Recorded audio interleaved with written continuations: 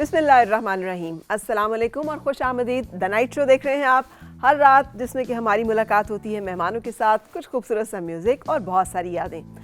हम अक्सर एक दूसरे से जब मिलते हैं तो एक चीज़ हम ज़रूर पूछते हैं, आप कैसे हैं, आपका हाल कैसा है। और अब ये एक रस्मी जुमला बन के रह गया है, इसलिए कि हम में से अक्सर जब ये पूछते हैं तो हमें बिल्कुल दिलचस्पी नहीं होती कि दूसरा शख्स जो है वो वाक़ियतन कैसा है। हम पूछ ज़रूर रहे होते हैं, लेकिन इसकी जुमले की जो वक़्त है और जो उसकी असल मानवियत है वो कहीं खो के रह गई। जब हम किसी से जब कोई बहुत प्यारा हमसे पूछता है कि तुम ठीक हो, कोई मसला तो नहीं है और आप ठीक हैं, क्या सब खैरियत है, तो हमारा दिल भर आता है। अगर हमें कोई मुश्किल या परेशानी हो हम उसके साथ बयान कर सकते हैं, या जब हम किसी शख्स को देखते भी हैं परेशान और हमें नज़र आ रहा है कि वो ठीक नहीं है, तो फिर भी अगर हम उससे सिर्फ रस्मन ही पूछ रहे हैं कि आप ठीक हैं, तो इसका मतलब ये है कि हमारे जुमले और हमारा मेल मुलाकात जो है वो सिर्फ ज़बानी और लफ्ज़ी बातों तक महदूद होकर रह गया है। इंसानों की एक दूसरे के साथ जो मुलाकात है ये बहुत अहम है, इसलिए तो हमें सलाम का हुक्म दिया गया है। और सलाम जो है वो एक बेहतरीन दुआ है और एक ऐसी दुआ है कि जिसमें अल्लाह ताला ने कुरान हकीम के अल्फाज हैं कि बहुत बरकत रखी है। जब हम एक दूसरे पे सलाम और सलामती भेजते हैं तो उसकी एक बरकत उस पूरे माहौल में होती है, सिर्फ सलाम करने वाले पे नहीं बल्कि सलाम वसूल करने वाले, उसका बेहतरीन जवाब देने वाले और उस पूरे माहौल में उसकी बरकतें होती हैं, क्योंकि सब लोग एक दूसरे की खैर खाही के जज्बे के साथ जुड़ जाते हैं। सो ज़रूरी है कि हम अपनी ज़िंदगी में इस खैर खाही के जज्बे को और एक दूसरे के साथ, जिसे कहते हैं ना, रियल कंसर्न को ज़रूर शामिल रखें और सिर्फ यहाँ तक पूछ के ना रह जाएं कि आप ठीक हैं, बल्कि अगर हमें मालूम हो कि दूसरा ठीक नहीं है तो उसके लिए अमली तौर पर जो किया जाना चाहिए वो करें भी। और बहुत छोटी छोटी सी बातें होती हैं जो माहौल बदल सकती हैं, जो किसी का मूड बदल सकती हैं, जो किसी की मुश्किलात या परेशानियों को ख़त्म कर सकती हैं। और उसमें सबसे मामूली बात एक अच्छी मुस्कुराहट और मीठी बात है। आइए आपको मिलवाते हैं अपने आज के मेहमान से भी। मेरे आज के मेहमान पाकिस्तान की फिल्म इंडस्ट्री के एक ऐसे लेजेंड जिन्होंने 400 से ज़्यादा फिल्म्स में काम किया है और इनकी पहली ही फिल्म मेरा नाम है मोहब्बत इतनी हिट हुई कि चाइना में भी ये 14 साल तक ये फिल्म जो है ट्रांसलेशंस के साथ और बहुत सारी अंदाज में दिखाई जाती रही। इन्होंने फिल्म इंडस्ट्री में जो काम किया उसके साथ साथ इनकी ब्रॉडकास्टिंग के साथ भी वाबस्तगी रही और हम इन्हें जानते हैं गुल्लू भाई के तौर पर। आज आपको मिलवाने जा रहे हैं फिल्म स्टार जनाब गुलाम मुहिउद्दीन साहब से। अस्सलाम वालेकुम। अस्सलाम वालेकुम सर, कैसे हैं आप? अल्हम्दुलिल्लाह ठीक ठाक, आप खैरियत से हैं? जी बिल्कुल ठीक ठाक। तो आपकी पहली फिल्म इतनी बड़ी हिट, आपको अंदाज़ा था कि मेरा नाम है मोहब्बत जो छा जाएगी और चाइना में भी इतने अरसे तक चलती रहेगी?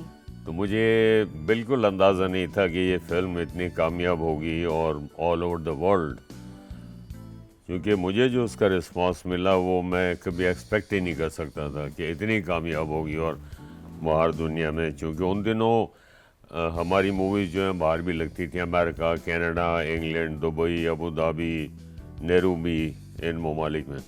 बहरहाल थैंक गॉड वो, और जो सबसे बड़ी अचीवमेंट हुई फरा हमारी वो ये हुई है कि ये फिल्म चाइना में रिलीज़ हुई है और 14 इयर्स कंसेक्यूटिव वहाँ चली। और चाइना का ये रिकॉर्ड है कि कोई भी फॉरेन फिल्म जो चाइना में ली हो उसका सबसे ज़्यादा रिकॉर्ड उसी फिल्म का आज तक।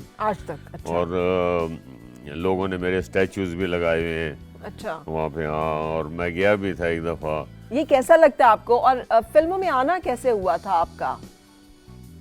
फिल्म में बस भी शौक में ही हो गया सारा। कैसे? हाँ, वो एक्चुअली मैं, लोग मुझसे पूछते भी हैं तो मैं बताता हूँ कि मेरे मोहल्ले में नाज़माबाद में हाउस इन कराची तो 2 सिनेमा हाउसेस थे। तो मैं उसमें उस ज़माने में तो फिल्म देखना बहुत बुरा माना जाता था और आज तो हर पेरेंट्स जो हैं जितने भी आ गए थे हमारे बेटे को फिल्म में काम करवा दें, सीरियल में काम करवा दें। मैं कहता बेटा इतना आसान काम नहीं। एनीवे, तो मैं पहले जाता था, 1 घंटे की फिल्म देखता था, फिर आ जाता था, किसी को पता ना लगे।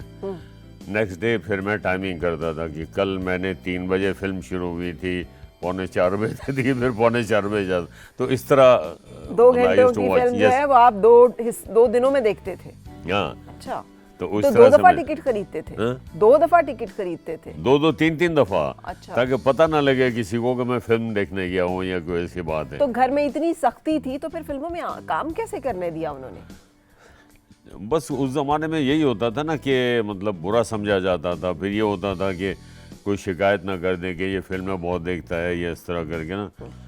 तो मतलब मेरे पेरेंट्स कोई इतने सख्त नहीं थे, बड़े फ्रेंडली थे, लेकिन ऑल ओवर एक ये एक परसेप्शन था कि नहीं बुरी बात है, नहीं देखनी चाहिए, इस तरह करके। तो वो किया। फिर वो मोहल्ले में कुछ लोग आते थे, पता लगा ये वो थिएटर कर रहे हैं यहाँ पे, सही। उसकी रिहर्सल हो रही है। मैं वहाँ चला गया, तो उसमें एक आर्टिस्ट था कोई, तो उसको लाइन्स याद नहीं होती थी, तो मुझे या जाओ बोलता था आगे से, मैं बोलता था, तो या डायरेक्टर तो समझ, या तुम क्यों बोल रहे हो बीच में? मैंने कहा तो याद क्यों, तुम्हें याद है? मैंने कहा काम करोगे? मैंने कहा करूँगा। बस मैं चला गया फिर। एंड देन और मैंने किया, थिएटर मैंने किया वो।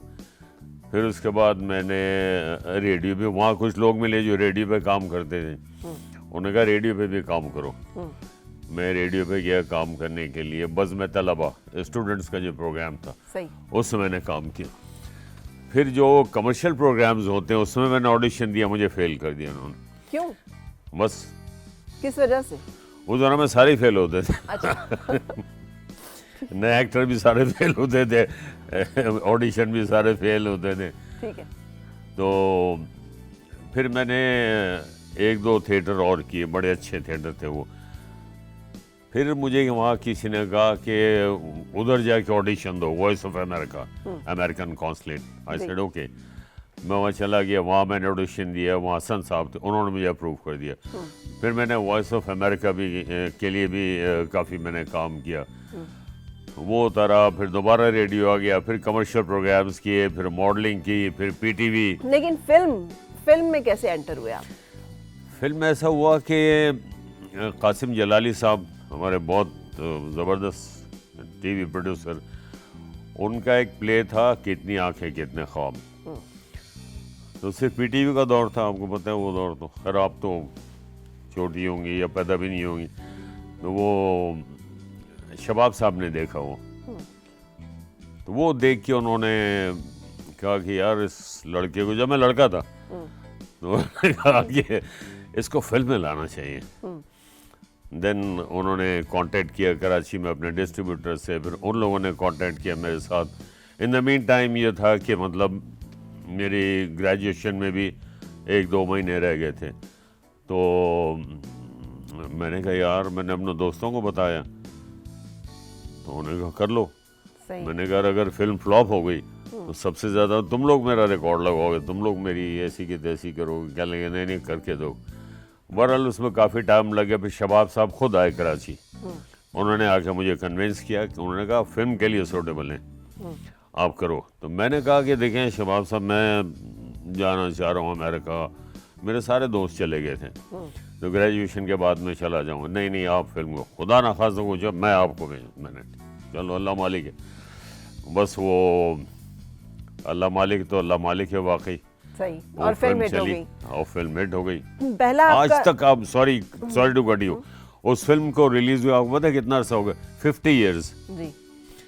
कल रात यहाँ पे शादी थी, तो वहाँ पे जितने भी लोग थे उसी फिल्म की बात करें। मैंने उसको रिलीज हुए 50 साल हो गए हैं, इवन यंगस्टर्स। मैंने कहा आप लोगों ने कैसे दी? उनका हमने यूट्यूब पे देखी है या नेट पे, जैसे भी होता था वो उन्होंने देखी। तो अल्हम्दुलिल्लाह वो एक पाकिस्तान की एक आइकॉनिक फिल्म है। अच्छा, लेकिन जब आपके बारे में बात की जाती है, तो क्या आप एक फिल्मी पर्सनालिटी है आपकी, या नहीं आप एक आम जिंदगी में बिल्कुल फ़र्क है उससे जो आप स्क्रीन पे नज़र आते हैं? नहीं देखिए, जब आप जॉब पे होते हैं तो फिर वो आम जिंदगी जो आपकी होती है ना, वो माइनस हो जाती है बिल्कुल। फिल्म का जो कैरेक्टर होता है वो आपको अपने ऊपर तारी करना पड़ता है, और आप अपना उस वक्त, जब आप उस कैरेक्टर में होते हैं, जब आप डिलीवर कर रहे होते हैं परफॉर्मेंस, तो उस वक्त फिर वो आपको सारे रिश्ते भूल जाते हैं। आप उसके, मैं तो कम से कम, मेरा तो यही है, ठीक है, तो मैं फिर उसी तरह से करता हूँ। हाँ, आम लाइफ और चीज़ है, एक्टिंग जो है कैमरे के आगे वो और चीज़ है, तो है फ़र्क। ठीक है, सही। अच्छा, आपको फिल्म ज़्यादा पसंद है या टेलीविज़न स्क्रीन ज़्यादा अच्छी लगती है? देखिए, मुझे जो चीज़ पसंद है वो तो अच्छा काम है, खा वो टेलीविज़न हो या फिल्म हो, but I personally prefer film. ठीक है। क्योंकि फिल्म में आपको बहुत मार्जिन मिलता है काम करने का, उसमें कॉमेडी भी आप कर सकते हैं, गाने भी गा सकते हैं, डांस भी कर सकते हैं, एक्शन भी कर सकते हैं। लेकिन आपने कॉमेडी तो इतनी नहीं की। मैंने की है 2-3 फिल्में। मैं कहता था यार मुझसे कॉमेडी रोल करवाओ, नहीं नहीं, वो फिर एक्शन है, ड्रामा है, वो फिर वो कौन करे, वो आप नहीं करना। हाँ। और मैंने कहा यार क्या है बड़ा, लेकिन मैं उसमें से मार्जिन निकाल लिया करता था कि जब फिल्म स्टार्ट होती थी तो उसमें वो जो सीन होते थे शुरू वाले, वो जरा लाइट लाइट होते हैं, इस तरह फिल्म स्टार्ट होती है, उसमें मैं थोड़ा बहुत को कॉमेडी का एंगल निकालता था। मेरी जो हीरोइंस होती थी उनको मैं कहता था हम इस तरह करेंगे, हाँ ठीक है कर लें। ठीक है, तो वो एक अच्छी। कोई ऐसा किरदार है जो आप समझते हैं जिसने आपकी जिंदगी बदल दी हो, जिसने आपको बहुत इम्पैक्ट किया हो? वैसे किरदार ऑफ कोर्स यही है, मेरा नाम है मोहब्बत। लोग कहते हैं कि आप ओवरनाइट स्टार बन गए। मैंने कहा ओवरनाइट तो नहीं, खैर पीछे बड़ी मेहनत थी उसके। ये अल्हम्दुलिल्लाह अल्लाह का शुक्र हुआ कि जिस चीज़ से मैं डरता था अल्लाह ने उससे मुझे कामयाब किया। तो मुख्तलिफ मूवीज़ हैं, जैसे मेरा नाम है मोहब्बत उर्दू फिल्मों में, देन एक फिल्म थी मुट्ठी भर चावल। हाँ जी। संगीता उसकी डायरेक्टर थी, उससे मैंने एक सिख का रोल किया था। अच्छा, सिखों का रोल मैंने बहुत किया। क्यों? पता नहीं क्यों समझते सिखों में। हालांकि सिखों की तो बोली भी पंजाबी होती है और आपकी पंजाबी जो है, आपकी तो उर्दू बड़ी साफ है कराची में रहने की वजह से। एक्चुअली वो ये था कि जब मुट्ठी भर चावल मेरी हिट हुई और मेरा सिख का रोल था। अच्छा, वो थी फिल्म उर्दू बेसिकली, अब सिख तो पंजाबी हैं। अब वो संगीता ने मुझे कहा कि आप इसको ऐसे करो कि लहजा पंजाबी रखो और लेकिन फिल्म उर्दू है। मैंने कहा चलो ठीक है। तो मैंने लहजा चेंज किया, बीच में पंजाबी के अल्फाज यूज़ किए, तो वो हो गया। तो उसके बाद फिर मैंने दूसरी फिल्म की जीवा, सैयद नूर साहब की। उसके बाद फिर मैंने की सखी बादशाह सूदी भट्ट साहब की। फिर एक और हमारे डायरेक्टर जर्राज़ी साहब, उनकी की मैंने सन ऑफ पाकिस्तान। फिर एक मैंने सीरियल भी किया। और ये सब पंजाबी की टोन के साथ हैं ये सारी फिल्में? अच्छा, मुझे ये बताइएगा कि शोहरत का सबसे मुश्किल पहलू क्या है? जो ओवरनाइट आप मशहूर हुए थे, तो ये मुश्किल है या आसान है इसको हैंडल करना? नहीं, मुश्किल तो सच नहीं है, लेकिन ये होता है कि थोड़ा सा वाइल यू आर ट्रैवलिंग, कहीं आप जा रहे हैं कहीं आ रहे हैं, तो लोगों का मिलना जुलना ये वो, फिर वो जो पर्सनल जो सवालात होते ना कि आपका अफेयर क्यों नहीं बना। अच्छा। तो आपका तो स्कैंडल क्यों नहीं आता, बाकी सबके स्कैंडल होते हैं। मैंने कहा भाई बात सुनो, स्कैंडल बनाने के लिए ये ज़रूरी है कि हीरोइन भी आपको पसंद करे। मुझे को पसंद नहीं करती तो मैं क्या करूं, मैं ज़बरदस्ती तो नहीं बना सकता। तो बहरहाल इस तरह के सारे सिलसिले चलते रहते हैं। लेकिन मैंने कोई वो चेंज नहीं किया। कभी होता ना कि नहीं यार लोग मुझे जानते मैं वहाँ नहीं, मैं everywhere I used to go, हर जगह। मुझे कहीं गलियों में जाना होता मैं जाता हूँ, मेरे दोस्त हैं पुराने ऑल ओवर कंट्री, मैं उनके पास भी जाता हूँ, हर जगह चला जाता हूँ। मुझे कभी ये नहीं कि ऐसी जगह नहीं जाना है। अफेयर्स ना होने का या स्कैंडल्स ना होने की यही वजह जो आपने बताई है कि कुछ आपकी शख्सियत का भी इसमें रोल है? आप हमेशा से एक संजीदा, थोड़े से ज़रा रिजर्व रहने वाले शख्सियत हैं। देखिए अफेयर जो है ना, ये होता है बोथ साइड। पहली बात तो ये है कि मुझे इतना टाइम ही नहीं मिला कि मैं अफेयर के चक्कर में पड़ूं। फिर होता ही है कि एक हीरोइन के साथ, जाहिर एक ही के साथ अफेयर होगा ना, तो दूसरी बड़ी मुंह से जाके हाँ भाई क्या हाल है, ठीक हो? हाँ ठीक हूँ। इस तरह का होता माहौल। तो मैंने कहा यार हुआ, मुझे एक दो हीरोइंस ने कहा कि जी हम तो एक साथ बहुत काम कर रहे हैं, तो हम आइंदा भी ये करते हैं कि मेरे पास कोई फिल्म आएगी मैं आपको रिकमेंड करूँगी, आपके पास है मुझे। मैं कहा नहीं ये ना करना, किसी को कटवा के तो मैं आपको कह दूं या आप किसी और हीरो को कटवा के आप मुझे कर दो, बुरी बात है। इस तरह नहीं, जो नसीब में है उसी तरह करो। सही। तो बहरहाल लोगों को ये शिकायत है आवाम को मुझसे कि आपका स्कैंडल क्यों नहीं बना। सही। अब मैं सोच रहा हूँ कुछ कर लूँ ताकि वो काम रह ना जाए। नहीं, आपने एक बड़ी, आपकी माशाल्लाह खुशगवार शादीशुदा जिंदगी। आपने ये जो शादी है, ये भी एक आर्टिस्ट मुनव्वर सुल्ताना बेगम जो कि खुदा की बस्ती में थी, ये मोहब्बत की शादी है या अरेंज मैरिज है? दोनों काम हुए इसमें। अच्छा। एक चीज पहले हुई, उसके बाद फिर अरेंज होगी सारी चीज। मोहब्बत पहले भी अरेंज होगी। सही। उसी तरह होता। वो एक्चुअली खुदा की बस्ती सीरियल जो थी उसमें उनका सेंट्रल कैरेक्टर था सुल्ताना का, तो मैं दूसरे प्लेज वगैरह करता था। तो बस फिर वही होता है जब आमना सामना हुआ, फिर वो टाकरा जिसको कहते हैं ना, पंजाबी कहते हैं ना टाकरा, तो फिर बात बड़ों तक पहुंचाई मैंने। फिर मेरे पेरेंट्स गए, बातचीत की, सौदा डन हो गया। फिर ठीक है। थैंक गॉड कोई मतलब मुझसे पूछते हैं यार को फटे शटे नहीं होते? तो मैंने कहा होते। तो फिर आप क्या करते हो? मैंने कहा मैं चुप करके बाहर चले जाता हूं। सही, बेहतरीन तरीका है ना ये, चुप करके आप बाहर चले जाओ। तो आप क्या समझते हैं कि शादी करियर से में कामयाबी के बाद होनी चाहिए या जल्दी होनी चाहिए? नहीं देखिए, शादी का एक टाइम होता है, एक सर्टेन एज होती है, लेकिन ये जो अफेयर वाली शादी हो जाती ना, उसकी फिर कोई एज ऐसी नहीं होती है। वो लाइक 23, 24, 25, 26 से लेकर ऑनवर्ड 30, बहुत से लोग 50 साल भी नहीं करते शादियाँ। लेकिन ये है कि मैं समझता हूँ कि थोड़ी बहुत मेच्योरिटी आ जानी चाहिए। ठीक है। आफ्टर 25, 28, 30 इन बिटवीन, वो एक ऐसी एज होती है कि जहाँ इंसान थोड़ा मेच्योर होता है, खाओ लड़की हो या लड़का हो। सही। तो यानी करियर से आपके ख्याल में कोई ताल्लुक नहीं कि पहले कामयाब हो जाऊं, पहले अपना करियर बना लूं, फिर उसके बाद शादी करूं, आप इसके हामी नहीं हैं? नहीं। ठीक है। आज गुलाम मोहिउद्दीन साहब हमारे मेहमान हैं। एक ब्रेक के लिए रुकेंगे और फिर आपसे मुलाकात।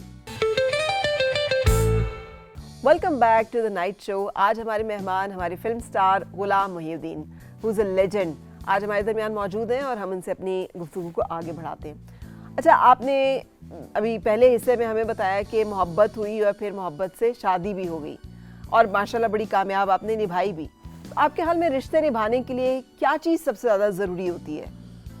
ये आपने बड़ा अच्छा सवाल किया, क्योंकि आजकल मैं देख रहा हूँ नई जनरेशन में वो कहते हैं ना, चट मंगनी पट ब्याह ठक तलाक, डिवोर्स, खुला, ये बड़े फटे चल रहे। सबसे पहली बात ये है कि टॉलरेंस होनी चाहिए जी, पेशेंस होनी चाहिए, और ख़ास तौर पे जब आप बाल बच्चेदार हो जाएं तो वो आपके लिए टाइम जो है ना बहुत इम्पोर्टेंट होता है। सही। मैं देखता हूँ बहुत से जो यंगस्टर्स हैं, मतलब 1-2 बच्चे हैं छोटे छोटे, फटा हो गया, डिवोर्स कर दिया, लड़की ने खुला ले लिया, ये इस तरह की चीज़ें ये नहीं होना चाहिए। इससे क्या होता है, बच्चे डैमेज हो जाते हैं। लेकिन सर, वो जो फिल्मों में मोहब्बत दिखाई जाती है उसमें और असल ज़िंदगी की मोहब्बत में क्या फ़र्क है? फिल्मों में जब मोहब्बत होती है तो जब सीन होता है, जब मोहब्बत ख़त्म होनी है तो डायरेक्टर कट तो मोहब्बत ख़त्म हो जाती है। मेरे साथ मैं आपको बताऊं, 1-2 हीरोइंस ऐसी थी जिनके साथ मेरा फड्डा था। अच्छा। या मतलब हमारी बातचीत नहीं थी। हाँ। अब प्रॉब्लम ये था कि रोमांटिक सीन है। हाँ। मैं असिस्टेंट को इनको बोलो कि रिहर्सल कर ले, मैं वो याद कर ले लाइन्स बोले, तो आप करो। मैं कहा नहीं, मैं नहीं, बातचीत नहीं होना। खैर उसने जाकर जी रिहर्सल करें, मेरी मर्जी, मैं करूँ, तुम कौन हो कहने वाले।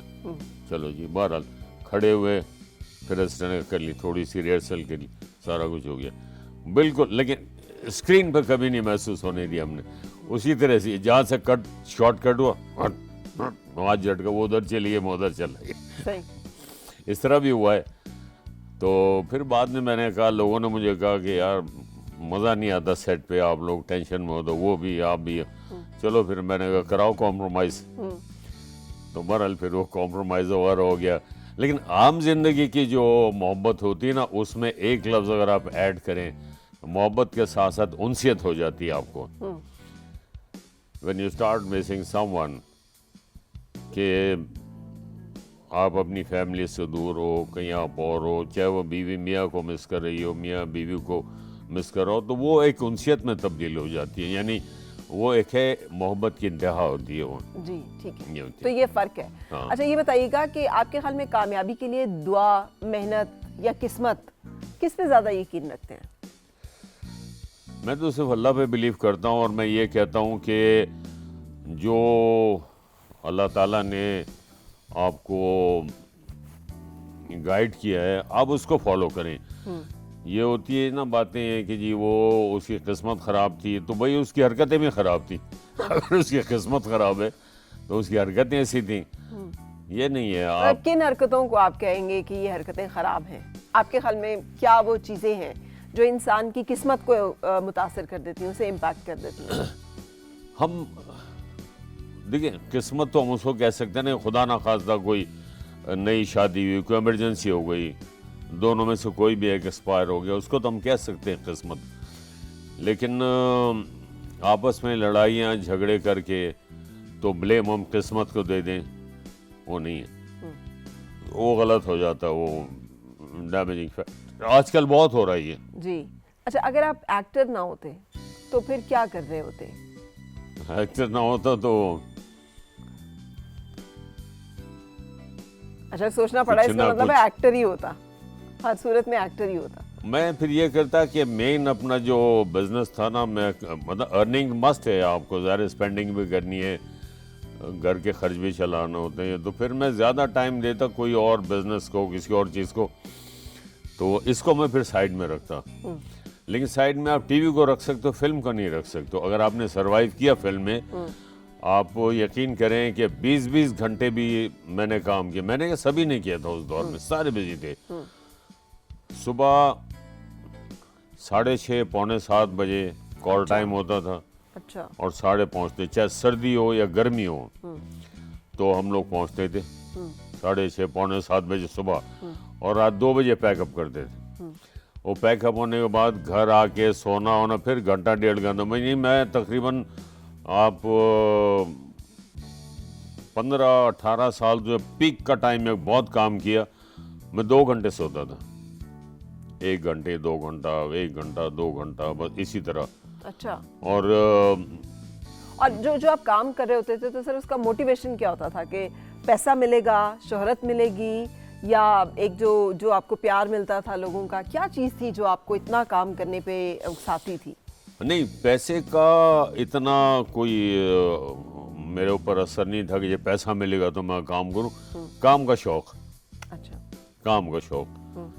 कई लोग हो गए जिन्होंने पैसे माफ भी करवा लिए, मैंने कहा कोई बात नहीं, करो करो करो। काम का शौक होता था। सही। और मैं हमेशा प्रेफर करता था कि कोई डिफरेंट कैरेक्टर्स में करूं। तो कुछ फिल्में ऐसी भी थी जो मैं हीरो था, गाने वाने ये वो। तो जब आमिर खान एक फिल्म थी, यूनुस मलिक साहब जिन्होंने मौला जट बनाई थी, तो उसमें कैरेक्टर था पागल। एक वकील हो जाता है, कुछ इस तरह के इंसिडेंट्स होते हैं तो पागल हो जाता है। तो मैंने कहा यार मलिक साहब ये कौन कर रहा है पागल का रोल? कहने फलाना।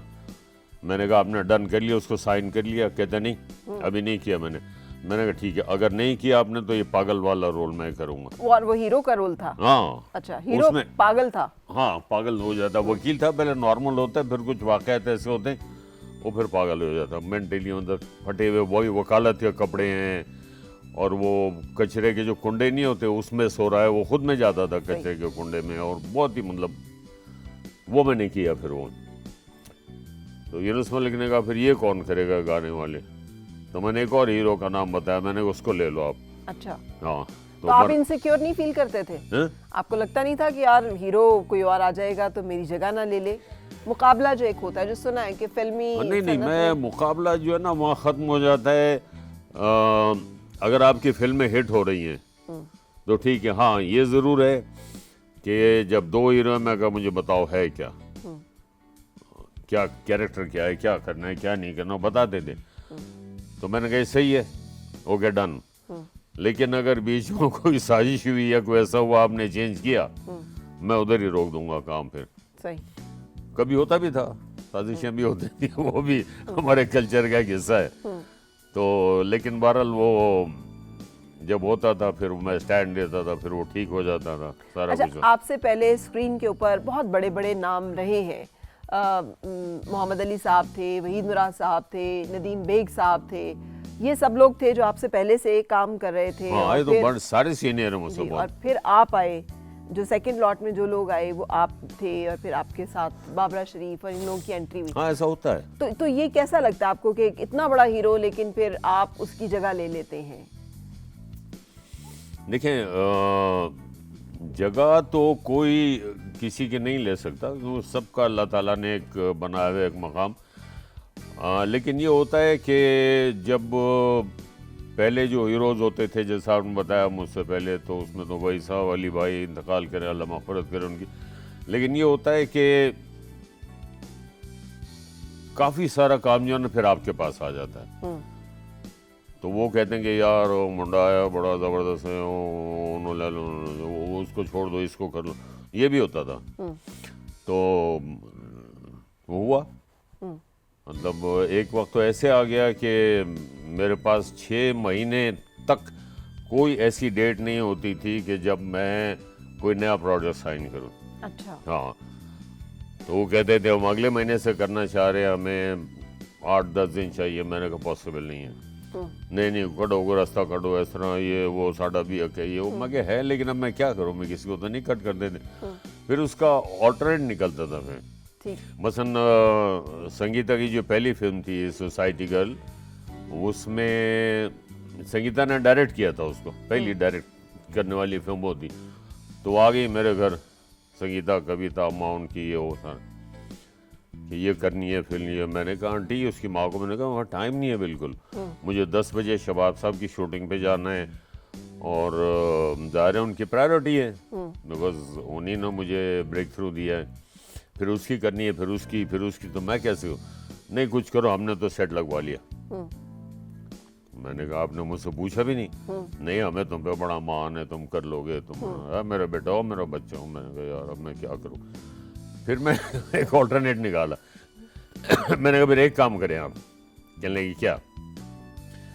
मैंने कहा मैं आपके पास आऊँगा सुबह 6 बजे और सॉरी आप मुझे 9:45 बजे आप छोड़ दें। अच्छा। चलिए मंजूर है।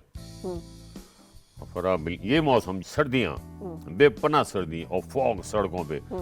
सुबह में निकला 5:30 बजे घर से। मैं 6 बजे फ्लोर में पहुंचा हूँ तो मैंने बाहर लड़के फुटते थे, मुझसे पूछे। मैंने कहा आ गए? ओ जी सारा कुछ रेडी है, देखो आओ तो सही। अंदर गया तो संगीता तैयार, मेकअप करके, उसकी बहन कविता वो भी तैयार, मेरे को आर्टिस्ट भी तैयार। मैंने कहा टेक करो। तो 6 बजे स्टार्ट करते तो 9:30 पौने 10 बजे संगीता मुझे कह दी थी आप जा सकते। सही। नेक्स्ट डे फिर वही करते, जबकि रात 2 बजे तक मैं शूटिंग करता था। फिर 3-4 बजे घर जाके सोना, फिर 1-1.5 घंटा सोया, फिर आया। तो इस तरह भी फिर करना पड़ता है जब आपके ऊपर प्रेशर आ जाता है ना, बहुत ज्यादा काम।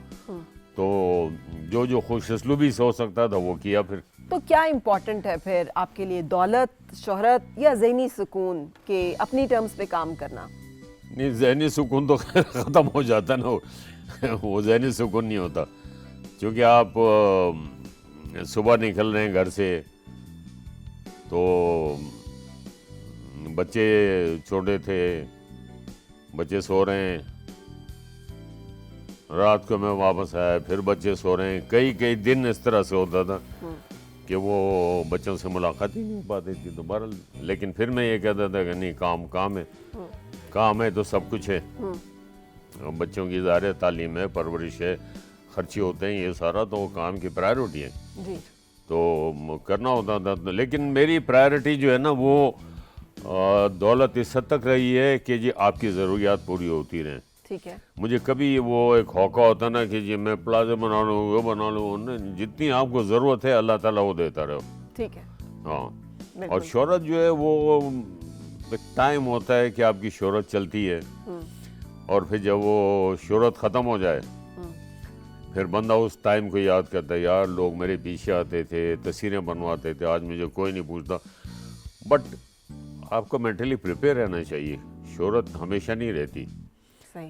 ना सेहत हमेशा ऐसी रहती है। बहुत से लोग हैं जिनको अल्लाह ने सेहत दी, सबको दे, लेकिन शोहरत मेरी प्रायोरिटी नहीं रही कभी। ठीक है। मेरा ये है कि जो मेरा शौक़ था वो मेरा प्रोफेशन बन गया, तो यही बड़ी मुझे गुड लगे। Still I am crazy. अच्छा। हाँ, अभी भी कोई नया काम आता है तो मैं सारी रात सो नहीं सकता मैं। अच्छा। हाँ। अच्छा सर, जैसे आपने खुद जिक्र किया, ये जो अरूज और जवाल है, ये एक बड़ी इस दुनिया की एक बड़ी हकीकत है। हर अरूज को जवाल है, लेकिन शोहरत का नशा एक ऐसा है कि कहते हैं कि अगर, जैसे आपने खुद कहा कि लोग पहले आपके पीछे आते हैं और फिर एकदम से आपको फरामोश कर देते हैं। इंडस्ट्री हमारी जो है, पूरी दुनिया में ये इंडस्ट्री जो है ये बहुत इस मामले में बदनाम है। तो आप इसको कैसे लेते हैं? आपने इस मामले को कैसे देखा कि एक टाइम था आपके पास 6 महीने की डेट्स नहीं है, फिर एक टाइम के जब आपके पास उतना काम नहीं है, आपको डिप्रेशन या इस तरह की चीज़ें नहीं फेस करनी पड़ी? हाँ, ये तो बट नेचुरल है कि जब काम नहीं होता तो वो इंसान डिप्रेशन में चला जाता है और उसके लिए टाइम स्पेंड करना बड़ा मुश्किल हो जाता है। लेकिन मैं ये समझता हूँ कि इंसान अपना जज खुद होता है, उसको मेंटली प्रिपेयर रहना चाहिए। जैसे कि आपने अभी एक बात की थी कि हर उरूज को ज़वाल है, तो आप अपने आप को मेंटली प्रिपेयर रखें। अच्छा, प्लस ये है कि अगर आप शोबिज़ में काम करना चाहते हैं, अगर आप एक्टर नहीं रहे, आपकी हीरोशिप ख़त्म हो गई, तो आप कैरेक्टर रोल्स में आ जाएं। प्लस ये एक आपने बड़ी अच्छी बात की। देखिए, फिल्म इंडस्ट्री एक ऐसी जगह जहाँ बहुत ग्लैमर है, जो एक दफ़ा आता है उसका दिल लग जाता है, लेकिन काम नहीं होता, वो वैसे फिरते रहते हैं। लेकिन नहीं, अगर आपकी हीरोशिप ख़त्म हो गई है, देन आप आ जाएं कैरेक्टर रोल्स में, आप आ जाएं, आप डायरेक्शन की तरफ आ जाएं, आप अपना प्रोडक्शन हाउस बना लें, फिर दिल लगता रहता है, फिर डिप्रेशन नहीं होता आदमी को। लेकिन अगर आप सिर्फ एक्टिंग पे डिपेंड करके बैठे हुए हैं घर पे, कि फिर बहुत सारे लोग कॉम्प्रोमाइज़ भी नहीं करते कि नहीं मैं तो हीरो हूँ। भाई, आपकी एज गुजर चुकी, अब आप 60-70 साल की एज में गाने गाते हुए अच्छे नहीं लोग। एक फिल्म थी, मैं आपको बताऊँ, मेरा यंग टू ओल्ड कैरेक्टर था जी। तो उसमें ये भी कोई 7-8 साल पुरानी बात है, उसमें मेरा गाना था एक। तो मैंने कहा डायरेक्टर को, अल्ताफ साहब को, मैंने कहा अल्ताफ साहब मैं ये गाना नहीं करूँगा। क्यों? मैंने कहा नहीं, अब नहीं अच्छा लगता मुझे। वो जब मुंडे खुंडे थे, यंग थे, तो डांस भी मैंने बहुत किए, पंजाबी फिल्मों में मैंने डांस किए, डांसेस मैंने ही शुरू किए। मैंने कहा नहीं, अच्छा नहीं लग रहा मुझे, सूट ही नहीं कर रहा। तो उन्होंने कहा ठीक है, जैसे आपकी मर्जी, तो गाना निकाल दिया। जबकि बहुत से लोग कहते नहीं गाने और डालो हमारे। गाना नहीं, असल चीज़ काम है आपका, आपकी परफॉर्मेंस है, आपका काम है। तो मैंने अपने आप को कैरेक्टर रोल्स में किया कन्वर्ट, और जब मैं यंग था उस वक्त किया। एक मेरी फिल्म थी जिद, उसमें मैंने जो कैरेक्टर किया था, फ्यूडल लॉर्ड को कैरेक्टर रोल था और बड़ा हाईली अप्रिशिएटेड रोल। सही। तो मैं तो इस चीज़ के लिए प्रिपेयर रहता हूँ हमेशा, क्योंकि मैंने कैरेक्टर रोल्स कर लो आप। ठीक है। अच्छा, अपने अलावा अपनी कामयाबी का क्रेडिट आप और किसे देना चाहेंगे? कोई और जो आपकी इस कामयाबी में हिस्सेदार हो? कामयाबी जो है ना, उसके लिए आपको फिर काम मिलना पड़ता है, काम मिले तो उसमें कामयाबी मिलती है। शुरू ही से जितने लोग हैं, मैं हमेशा उनके नाम लेता हूँ। जैसे मैंने थिएटर किया था, मोइनुद्दीन चंगेजी साहब थे। रेडियो मैंने किया, बज़्म तलबा, तो यावर मेनी साहब थे। टेलीविज़न मैंने किया तो मोहसिन शिराजी साहब, कमर आफ्ताब साहब, कासिम जलाली साहब, अमीर इमाम साहब, उन लोगों ने मुझे बड़े बड़े डिफरेंट कैरेक्टर्स दिए मुझे, और बहुत पावरफुल कैरेक्टर होते थे। तो अगर आप पावरफुल कैरेक्टर्स को आप अच्छे तरीके से परफॉर्म कर जाएं, कैरेक्टर को समझ के, वो है। एंड देन लेटर ऑन शबाब साहब। ठीक है। मेरा नाम है मोहब्बत। सही। लेकिन ये सब जो हैं, ये फिल्मी दुनिया के लोग हैं। ज़ाती तौर पे आपकी ज़िंदगी में कहते हैं हर कामयाब मर्द के पीछे एक औरत का हाथ होता है, ऐसा भी कुछ था? ये औरतों ने खूब क्रेडिट लिया हुआ है कि हर कामयाब औरत के पीछे, मर्द के पीछे एक औरत का। आप एग्री नहीं करते कि ऐसा होता है? मैं एग्री करता हूँ। अच्छा। मैं एग्री करता हूँ। मैं समझता हूँ कि देखिए, जैसे मैंने आपको बताया था ना कि सुबह 6:30 बजे घर से निकलना, फिर रात को 2-3 बजे घर वापस आना, फिर बाहर की मूवीज़ बहुत सारी की, ट्रैवलिंग बहुत हुई है, America, Canada, Turkey, Japan, Russia, south Africa, China, Sri Lanka, Bangkok, Hong Kong, पता नहीं कहाँ कहाँ, ठीक है ना। वो ट्रैवलिंग तो ऑब्वियसली आप वो टाइम तो उतना घर पे नहीं रह सकते। यानी ये भी हुआ है कि अगर मैं फ़र्ज़ कीजिए मुझे बैंकॉक जा रहा हूँ मैं शूटिंग पे, रात की मेरी फ़्लाइट है, तो उस ज़माने में कराची से कनेक्टिंग फ़्लाइट होती थी। मैं सुबह अपना शूटिंग के ड्रेसेस लेके निकलता था घर से, और शूटिंग की, और स्टूडियो से डायरेक्ट मैं एयरपोर्ट चला गया। ठीक है। फिर जब मैं वापस आया हूँ लाहौर, तो एयरपोर्ट से सीधे मैं स्टूडियो गया। पहले 1 महीने बाद में आया हूँ, मैंने काम किया। फिर तो मैंने हमेशा प्रायोरिटी दी है। ठीक है। तो मेरे को आर्टिस्ट कहते हैं यार आप ज़रूरत से ज़्यादा ही सर पे सवार कर लेते हो सब लोगों को। मैंने कहा नहीं यार, किसी की मजबूरी है, ये हमारा काम है, हम उनको फैसिलिटेट करेंगे तो वो सरवाइव करेंगे। तो आप समझते हैं कि क्रेडिट आपकी बेगम का भी है, जिन्होंने फिर ये सारा मामला बर्दाश्त किया? मेरी वाइफ का क्रेडिट है कि उन्होंने बच्चों को संभाला, उनकी तरबियत, उनकी तालीम, हर चीज़। मुझे तो ये भी नहीं पता होता कि कभी कोई गेस्ट है कि मैं आपको मज़े का किस्सा सुनाऊं। मेरे को गेस्ट आए हुए थे, ईद का सीज़न था, तो मैं ड्राइंग रूम में बैठा था, तो मेरा बेटा छोटा था, उस वक्त ऐसे करके गया। मेरे दोस्तों ने देखा, उसने आगे सलाम अलैकुम अंकल वाले से, तो उसने पूछा कि ये आपका बेटा कौन सी क्लास में आ गया माशाल्लाह? तो मैंने कहा क्लास 4 में। अच्छा, तो उसने सुन लिया, वहाँ से मुझे 6 मैंने कहा सॉरी क्लास 6 में। तो मतलब ये हाल था काम का। तो होती हैं इस तरह की भी चीज़ें होती हैं, लेकिन मैंने काम को ज़्यादा प्रायोरिटी दी है। जी, लेकिन कोई रिग्रेट्स जिंदगी में है? कोई पछतावा कभी होता हो कि ऐसे किया होता, ये ना किया होता?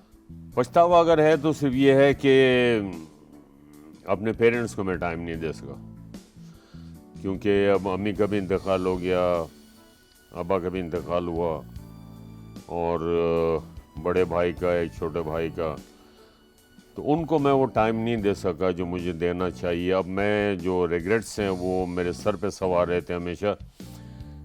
क्योंकि होता ये था, जब मैं कराची जाता था तो बचपन के दोस्त, स्कूल कॉलेज के गए, लगेज रखा घर पे, बीवी अपने मैके चली गई अपने पेरेंट्स के घर पे, मैं अपने दोस्तों के साथ चला गया, 2-4 दिन घूमे फिरे, यार मुझे लाहौर जाना, घर के सामान में। अब मुझे एहसास होता है फिर कि मैंने अपने पेरेंट्स को टाइम नहीं दिया सारा। मगर अल्लाह से माफ़ी मांगता हूँ कि अल्लाह मियाँ मुझे माफ़ कर देना। उनकी तस्वीरें होती हैं घर में मेरे पास, में उनको देख के कहता हूँ माफ़ करना मियाँ बू, मैं आप लोगों को टाइम नहीं दे सका। तो वो गलती थी मेरी, हालांकि मैं टाइम दे सकता था, लेकिन वो टाइम मैं दोस्तों में स्पेंड करता था। तो ये एक है मुझे मलाल इस चीज़ का। ठीक है जी, हमारी गुफ्तगू का सिलसिला जारी है जनाब गुलाम मोहिउद्दीन से, जो कि आप सुन रहे हैं, हमारे लेजेंडरी आर्टिस्ट। हम कंटिन्यू करेंगे एक ब्रेक के बाद। Welcome back to the night show, और आज हमारे मेहमान फिल्म इंडस्ट्री का एक बहुत बड़ा नाम जनाब गुलाम मोहिउद्दीन। एक बात मैं आपसे ज़रूर जानना चाहूँगी, ये गुलाम मोहिउद्दीन से गुल्लू भाई कैसे हो गए आप? ये भी एक कैरेक्टर की वजह से हो गया। अच्छा। हाँ, मैं एक टीवी पे कैरेक्टर मैंने किया था, उस कैरेक्टर का नाम था गुल्लू। हाँ। तो वो प्ले हिट हो गया। सही। जब मैं नया नया आया था बिल्कुल, तो लोग देखते थे, ओ गुल्लू जा रहा, गुल्लू जा रहा, वो करते करते करते वो ऐसे चला कि मेरा अपना जो नाम था वो पीछे चला गया। ये आ गया। मीडिया में भी यही है, प्रिंट मीडिया में भी यही है, हर जगह यही होता है, सारा कुछ होता है। फिर कुछ लोगों ने फिल्म के जो कैरेक्टर थे उसमें भी मेरा नाम गुल्लू कर दिया है। डाकू का रोल मैंने कहा उसमें भी, मैंने कहा शरीफ आदमी के रोल में डालो गुल्लू नाम यार, डाकू में क्यों डालो? तो इस तरह ये नाम चल पड़ा है। सही। आपने अपना नाम भी नहीं बदला, आपने अपना गुलाम मोहिउद्दीन नाम ही आपका फिल्म के एंड पे भी आता रहा, हालांकि ये बड़ा भारी सा नाम है। फिल्म में तो इसी नाम से किया। हाँ जी। लेकिन ये हुआ था कि मुझे शबाब साहब ने भी कहा था और लोगों ने भी कहा था कि ये हीरो का नाम नहीं है, तो कुछ और नाम रखें आप अपना। सोचे, हम भी सोचते हैं। तो मैंने कहा कि मैं नाम नहीं चेंज करूँगा। अच्छा। शबाब साहब के दोस्तों ने पूछा भाई क्यों आप बज़िद हैं, 2-3 दिन हो गया। मैंने देखिए मेरी बात सुने, नाम रखने का इख्तियार पेरेंट्स को है, तो मैं उनको हर्ट नहीं करना चाहता। कहने लगे फिर शायद आप अगली फिल्मों में ना हो। मैंने कहा बेशक ना हो, मैं नाम नहीं चेंज करूँगा। तो ये एक मतलब सच्चाई थी, आप समझे, दुआ थी कि अल्लाह ने कबूल कर ली। इसी नाम में अल्लाह ने हिट करा दिया, और फिर अल्हम्दुलिल्लाह मैं 300 तकरीबन फिल्मों का हीरो हूँ। तो ये नाम चला फिर गुलाम मोहिउद्दीन। सही। You know? अच्छा, दुआ करते थे जब कोई फिल्म आपकी बनती थी तो उसकी कामयाबी के लिए दुआ करते थे? नहीं, उस ज़माने में इतना शऊर ही नहीं था। मेरी जब ये फिल्म लगी, मेरा नाम हो, मैं मैच खेल रहा था, क्रिकेट मैच खेल रहा था लाहौर जिमखाना में। हाँ। अच्छा, शुरू 2-3 दिन तो फिल्म डाउन। अच्छा। कोई प्रॉपर रिस्पांस नहीं हुआ। मंडे ट्यूसडे से फिर वो फिल्म चली, ऐसे चली कि ट्रैफिक ब्लॉक हो गया। सही। तो वो जो 2-3 दिन थे कि लोगों ने कहा फिल्म नहीं चली, लोगों के रवैये तब्दील हो गए। अच्छा। अच्छा, फिर क्या होता है कि कुछ लोग जब कोई नया हीरो आता है या उसकी फिल्म लगने वाली होती, उससे पहले थोड़े से पैसे दे के साइन कर लेते कम अमाउंट में, ताकि कल फिल्म हिट हो जाएगी तो ये डिमांड में आ जाएगा तो पैसे बढ़ा देगा। ठीक है ना? तो अभी से थोड़े पैसों में कर लो। वो भी हुआ। उन्होंने वो 2-3 दिन में वो पैसे भी मुझसे वापस मांग लिए। अच्छा, हाँ, तो आपने वापस कर दिए? मैंने कर दिए। ठीक है। हालांकि उसूली तौर पर होता नहीं, मैंने कहा ठीक है आप ले जाओ। उसके बाद ये हुआ कि जब वो ट्यूसडे से मंडे, ट्यूसडे, वेडनेसडे फिल्म वो क्लिक हुई तो ऐसी बाद में फिर आ गए। वो हमने तो आपको साइन किया हुआ था, आपको पता है ना, ये वो फलाना। मैंने कहा मुझे पता है, तो आप डेट्स वगैरह दें। मैंने कहा आप तो पैसे वापस ले गए हो। नहीं, आपकी मर्जी, जो मर्जी पैसे। तो मतलब ये भी होता है। सही। तो आपने लोगों दिल नहीं टूटा आपका लोगों के बदलते रवैये देखकर? एक बंदा होता है ना, मायूस हो जाता है इंसान। हुआ था, मैं हर्ट हुआ था थोड़ा सा। मैंने कहा क्या लोग हैं। एक और फिल्म थी, उसमें ये वाले उनको फिर मैंने सुना दी थी, तो उनसे एक अमाउंट पे मेरी फिल्म डिसाइड हुई, तो उन्होंने जॉइंट वेंचर कर लिया, ऐड किया उस मुल्क को, नेपाल को। तो नेपाल वालों ने कहा अब शिवा को लें। इसने, शिवा भी एक एक्टर आया था वहाँ से नेपाल से, उसने की वो 8-10-5 फिल्में। उन्होंने कहा ठीक है, तो उन्होंने मुझे कट कर दिया। अच्छा। शिवा को ले लिया उन्होंने। मैंने कहा ठीक है।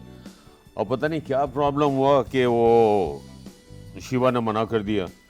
वो गवर्नमेंट की तरफ से कोई उसका इशू आ गया था कुछ, वो फिर मेरे पास आए। तो मैंने कहा उसी को लो ना, क्यों ये नहीं। अब लोगों ने कहा कि यार अब आप गुल्लू साहब से बात करेंगे तो उन्होंने तो पैसे 10 गुना ज़्यादा लें, आपको 4 दिन के बाद जाना भी है। अब मेरे पास भी टाइम नहीं था। उन्होंने कहा हम आपको 2-3 टिकट देंगे, एक दिन 4 दिन के लिए आ जाएं, एक दिन 3 दिन के लिए आ जाएं, एक दिन ये कर लें। पैसों की बात हुई। मैंने कहा आपका मेरा क्या डिसाइड हुआ था? क्या ये हुआ था डिसाइड? मैंने कहा मैं उसी पैसों पे करूँगा। अच्छा। हाँ, तो बढ़ाएंगे नहीं पैसे? मैंने कहा नहीं। मैंने कहा वो आपका ज़र्फ था, ये मेरा ज़र्फ है। अच्छा, जाए करें, मौज करें। इस असूल पसंदी का फायदा हुआ जिंदगी में, जो आप बता रहे हैं कि लोगों ने फायदा उठाया? बहुत उठाया। मुझे चूना लगाना बहुत आसान है। कहते ना वो चूना लाया था, मुझे चूना लगाना बहुत आसान काम है। बाद में मुझे एहसास होता है 2 दिन, यार उसने तो मेरे साथ चीट किया, चूना लगा के उसने क्या किया। मैं ठीक है हो जा, मैं चलो अल्लाह पे छोड़ दो, कोई बात नहीं। लेकिन इमीडिएट अल्लाह मुझे उसका रिटर्न दे देता है। सही सही। आपके वक्त का बहुत शुक्रिया सर, आप तशरीफ लाए और आपने हमारे साथ अपनी ज़िंदगी की बातें शेयर की। कुछ चीज़ें जल्दी जल्दी मैं आपसे पूछूंगी। हाँ। ठीक है? अगर आपकी ज़िंदगी में कोई फिल्म बने तो कौन सा गाना होगा जो कि आपकी ज़िंदगी की नुमाइंदगी करेगा? गाना? सिर्फ गाना? कौन सा गाना फिट होगा आपके ऊपर? वही मेरा नाम मोहब्बत, ये दुनिया रहे ना रहे मेरे हमदम, कहानी मोहब्बत के जिंदा रहेगी। वैसे ये बहुत खूबसूरत गाना है, लेकिन गुनगुनाते हैं आप, तो थोड़ा सा गुनगुना दें। नहीं गुनगुनाते? फारिग। अच्छा। लेकिन ये बहुत खूबसूरत गाना है, दुनिया रहे ना रहे मेरे हमदम, कहानी मोहब्बत की जिंदा रहेगी। आपकी जिंदगी की फिल्म बन रही है तो उसमें सैड सॉन्ग कौन सा होगा? मतलब मेरी जिंदगी पे अगर बन रही तो जो ज़ाहिर मेरा पूरा लाइफ करियर होगा जिसके ऊपर, तो फिर मैं अपने बेटे को लूँगा। फिर मेरे बेटे ने एक फिल्म में काम किया था, अली मोहिउद्दीन फिल्म का नाम था, $750 करोड़ का। थाईलैंड में वो फिल्म बनी थी, बड़ी लविश प्रोडक्शन थी वो। लेकिन उन दिनों हमारे पाकिस्तानी जो सिनेमा ऑनर थे ना, वो प्रो इंडियन थे वो जी। तो उन्होंने इंडिया की फिल्म लगी सुल्तान, सारे शोज को देते थे, हमें रात को देते थे, रात 2 बजे, ईद के सीजन में लगी थी, या सुबह 11 बजे का। बाकी 5 शो इंडियन फिल्म को देते थे वो। लेकिन फिर भी जहाँ भी एक शो मिला उसका अच्छा रीजनेबल बिजनेस हो गया। तो उसके बाद उसको 3-4 मूवीज ऑफर हुई। फिर ठीक। उसने मुझे कहा पापा मैं कहानी पढ़ूंगा मैं। मैंने कहा ठीक है आप बात कर लेना उससे। बहरहाल उसने स्क्रिप्ट मंगाया, उसने पढ़ा, कुछ भी नहीं है, नहीं चलेगी। फिर एक आई, उसने कहा पापा कुछ भी नहीं है, ये भी नहीं चलेगी। ठीक है। वो भी नहीं चली। ठीक है। तो मैंने कहा ठीक है, वो मूवीज तो बन ही नहीं रही हैं, तो वो उसने छोड़ दिया। सही। और दुबई में अपना काम कर रहे हैं। ये तो आपने बता दिया कि अगर आपकी जिंदगी पे फिल्म बने तो हीरो कौन होगा, लेकिन विलन कौन होगा ये भी आप बताएं। विलन तो मैंने हमेशा प्रेफर किया शफकत चीमा को। अच्छा। बट वो बेचारा बीमार है, अल्लाह उसको सेहत दे, मैं उसके लिए बड़ी दुआ करता हूँ। Wonderful artist. आपकी जिंदगी पे जो फिल्म बनेगी वो रोमांटिक फिल्म होगी, एक्शन फिल्म होगी, ट्रैजिक फिल्म होगी, या क्या होगी वो कहानी? सेमी एक्शन फिल्म होगी। अच्छा। कॉमेडी भी होगी उसमें, और एक्शन भी होगा, रोमांस भी होगा। फिल्म तो नाम ही इसी चीज़ का है कि इसी एक चीज़ में आप बाउंड नहीं कर सकते उसको। ठीक है, एक्शन, कॉमेडी और रोमांस, ये सारी चीज़ें होनी ज़रूरी है। बिल्कुल सही। अच्छा, अभी जैसे मैंने आपसे पूछा था कि अगर आप एक्टर ना होते तो क्या होते, तो आपने खासा वक्त दिया सोचने में, जबकि आपने क्रिकेट बहुत अच्छी खेली है, बल्कि आपने फिल्म इंडस्ट्री की क्रिकेट टीम जो है वो बनाई। तो कभी ये ज़हन में नहीं आया कि क्रिकेटर होता, या शायद मैं क्रिकेटर होता तो ज़्यादा अच्छा होता? यस, अगर मैं एक्टर ना होता तो फिर क्रिकेटर होता मैं, क्योंकि मुझे क्रिकेट का बहुत क्रेज़ है मुझे। अच्छा। और अभी मैं खेलता हूँ। मैंने फिल्म इंडस्ट्री में क्रिकेट की टीम बनाई थी और लकीली मुझे तमाम आर्टिस्ट बड़े अच्छे क्रिकेटर मिले। यानी इतना हुआ कि हम लोग तकरीबन 70-80% मैचेस हम जीते बड़ी बड़ी टीमों से। ठीक है। और एक दफ़ा हमारा मैच हो गया नेशनल टीम के साथ कज़ाफ़ी स्टेडियम में, और जन तौक़ीर जिया साहब उस वक्त चेयरमैन थे पीसीबी के। वो मुझे कहने लगे मैं इस तरह से चाह रहा हूँ ज़रा एक लोगों के लिए फ़न ये वो। मैंने कहा ठीक है। हमने 4 आउट भी कर लिए उनके। अच्छा। 4 टेस्ट क्रिकेटर को आउट करना हमारे आर्टिस्टों की टीम, तो वो बड़ी बात होती। तो मैं क्रिकेटर होता फिर डेफिनेट। अच्छा, तो फिर आपका फेवरेट क्रिकेटर कौन है आजकल की टीम में? क्रिकेटर फेवरेट क्रिकेटर मेरा मियां दाद। नहीं, वो तो पुराना ज़माना हो गया ना सर, आजकल की क्रिकेट टीम का। आज के जो हैं वो लड़के जो खेल रहे हैं उनमें बाबर आजम है। ठीक है। हाँ, अगर एक कहते हैं तो फिर बाबर आजम है, 2 कहते हैं तो एक रिजवान है और एक बाबर आजम है, दोनों हाँ गुड बैट्समैन। अच्छा, अब अगर जैसे आपने लेजेंड का नाम लिया जावेद मियांदाद, उनके साथ अगर मुकाबला करें आजकल के क्रिकेटर्स का, तो आपको कौन नज़र आता है कि जो उस लेवल तक पहुंच सकेगा? देखिए, जावेद मियांदाद से बैटिंग नहीं करता था, वो दिमाग से भी खेलता था और बल्ले से भी खेलता था। उसके जहन में बड़े बड़े प्लान्स होते थे कि अगर हमने मैच को ड्रॉ करना है तो विकेट पर खड़े रहो, हारना नहीं है। अगर जीतना है मैच तो फास्ट बैटिंग करो। और मतलब बहुत सारी बातें उसके जहन में होती थी। सामने वाला अगर बैट्समैन वीक है और 1-2 विकेटें रह गई हैं तो सामने वाले बैट्समैन को सेव करता था। ठीक है। नहीं, लेकिन तो आजकल के क्रिकेटर आपको लगता है वैसे नहीं है? आजकल के लड़कों में ये नहीं है, ये प्लानिंग और ये चीज़ नहीं है। तो आपको लगता है स्ट्रेटजी की कमी है, स्किल शायद हो?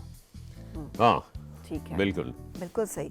अच्छा, बहुत बहुत शुक्रिया आपके तशरीफ लाने का और आपका हमें वक्त देने का। एक आखिरी सवाल, लेकिन इसको आपने बड़ी ऑनेस्टली जवाब देना है। अच्छा, आपकी फेवरेट हीरोइन कौन रही है? बड़ा हो जाएगा, रहने दे। नहीं नहीं, ये तो मैंने पूछना ही पूछना ना, ये जब 400 फिल्मों के हीरो पहले हो चुके ना, बड़ा मुझे पता है। अच्छा। नहीं, फेवरेट तो हीरोइन देखिए, मैं आपको बताऊं, आपको मैं ये तो नहीं कहूँ because you are not movie artist, लेकिन मैं आपसे आपका फेवरेट कलर क्या है वो तो आप बता सकते हो, क्योंकि कलर तो आपसे फटा नहीं करेगा। लेकिन बाद में फिर फोन आ जाते हैं, फिर ये मैं नहीं थी, मैं हूँ। मेरी सारी अच्छी थी फेवरेट, बगैर किसी मुनाफकत के। जो अच्छी अंडरस्टैंडिंग के साथ काम करे, सेट में माहौल अच्छा रखे, अपने कैरेक्टर को समझ के करे, तो वो अच्छी। ठीक है। तो किसके साथ ज़्यादा अंडरस्टैंडिंग रही? बाबरा। ठीक है। एंड देन रीमा, नीली और नादरा की मेरी बहुत फिल्में हैं। फिर वो बाद फिर अंजुमन भी है, सायमा भी है, सभी के साथ बहुत अच्छी हैं। सब आपके ख्याल में हमारी फिल्म इंडस्ट्री के जवाल की वजह क्या है कि फिल्म इंडस्ट्री जो है वो बिल्कुल तबाही पे आ गई? देखो, उसके बहुत सारे फैक्टर्स हैं। एक तो ये है कि सिनेमा हाउसेस डिमोलिश होते गए, फाइनेंस नहीं, फिर लोग इंडस्ट्री के जो थे जो रन करते हैं, वो एक होता ना, कोई ऐसा एक इदारा होता है जिसमें 2-3 अफराद होते हैं जो इदारे को भी लेके चलते हैं, साथ अपने लोगों को भी लेके। आपको बिलीव करें यहाँ पर कि इस वक्त 99% लोग जो है ना पिछले 20 साल में एक्सपायर हुए। डायरेक्टर हैं, आर्टिस्ट हैं, राइटर्स हैं, कैमरामैन हैं, एडिटर है, म्यूजिक डायरेक्टर है, शायर हैं, कोरियोग्राफर्स हैं, स्टंटमैन हैं। हर डिपार्टमेंट में हमारे पास कोई बंदा ही नहीं है अभी। तो ये एक बहुत बड़ी ट्रेजेडी है। अब देखें, अब काम शुरू हो तो फिर खुद ब खुद ही लोग निकल ही आते हैं। बिल्कुल सही, बिल्कुल सही। Thank you very much. और आपको एक बड़ा खूबसूरत सा गाना सुनवाएंगे, हैं तो आपके सीनियर के ऊपर फिल्माया हुआ, लेकिन मुझे यकीन है कि आपको भी सुनकर अच्छा लगेगा। और आपकी यहाँ तशरीफ़ आवी का बहुत शुक्रिया, और आपका भी शुक्रिया कि आप हमारे साथ रहे। मुझे यकीन है कि आज आपको हमारा द नाइट शो आपने एंजॉय किया होगा और लुत्फ़ लिया होगा। मैं दावत दूंगी यहाँ पे शाहरुख को कि आएँ और हमें आज का खूबसूरत सा गाना सुनाएं, और आपसे लूँगी इजाज़त। अल्लाह हाफ़िज़।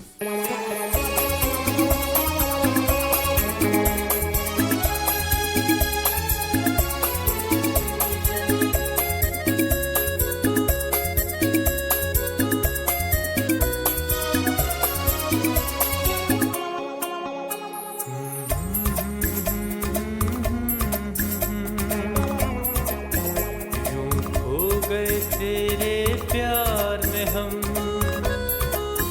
यूं खो गए, तेरे प्यार में हम।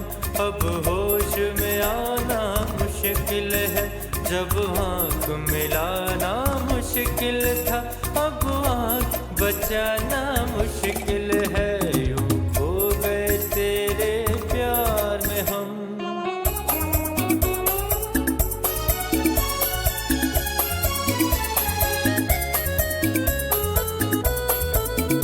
सांसों की महक सांसों में रचे, सांसों की महक सांसों में रचे, जज्बात में एक हलचल सी मचे, धड़कन के सिवा आवाज न हो, चाहत के सिवा कुछ भी न बचे। यूं खुद को भुलाना मुश्किल है, यूं खो गए तेरे प्यार में हम। अब होश में आना मुश्किल है, जब आँख मिलाना मुश्किल था, अब आँख बचाना मुश्किल है।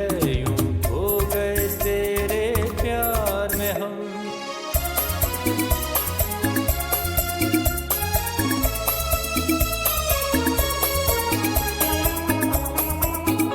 दुश्वार थे रस्ते उल्फत के, उल्फत के दुश्वार थे रस्ते उल्फत के, कांटे हैं बड़ी ही मुश्किल से, ले आया है हमको शौक जहाँ, इस प्यार के रंगी मंजिल से, अब लौट के जाना मुश्किल है। यूं खो गए तेरे प्यार में हम। अब होश में आना मुश्किल है, जब आँख मिलाना मुश्किल था, अब आँख बचाना मुश्किल है। यूं खो गए तेरे प्यार में हम।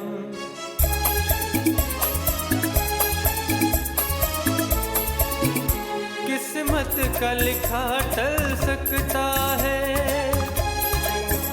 किस्मत का लिखा टल सकता है, दरिया उल्टा चल सकता है, जम सकती है सूरज की किरण, पानी से दिया जल सकता है, पर तुझको भुलाना मुश्किल है। यूं खो गए तेरे प्यार में हम।